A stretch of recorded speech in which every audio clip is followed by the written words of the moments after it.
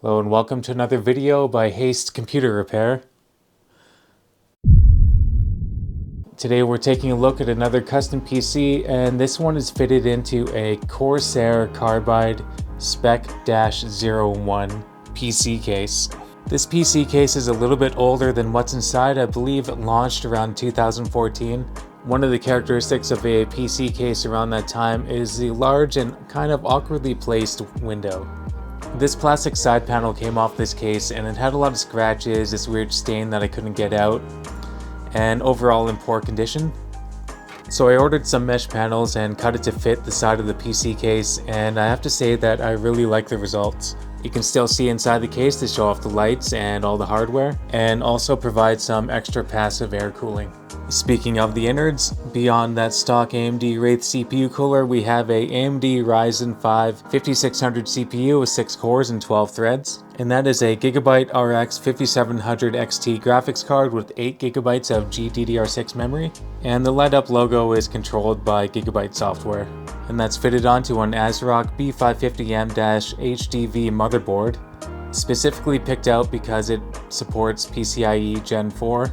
Which is listed in the specifications for the RX 5700 XT. Powering it all is a Corsair CX600 600 watt power supply. That is 16 GB of Corsair Vengeance 3600 MHz RAM. Behind the graphics card on the motherboard, we have a 512 GB Patriot P300 NVMe solid state drive with Windows 11 Pro installed. In addition to that, there's a 500 GB Seagate Barracuda 3.5-inch hard drive.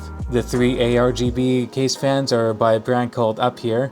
As you see, we have 1 exhaust and 2 for air intake.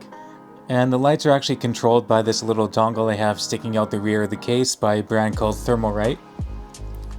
The front I/O on the case features USB 3.0, microphone and headphone input, power button and reset button, also this red LED strip, and an optical drive that I'm honestly hoping somebody can use, but also is just filler in lieu of having a panel in.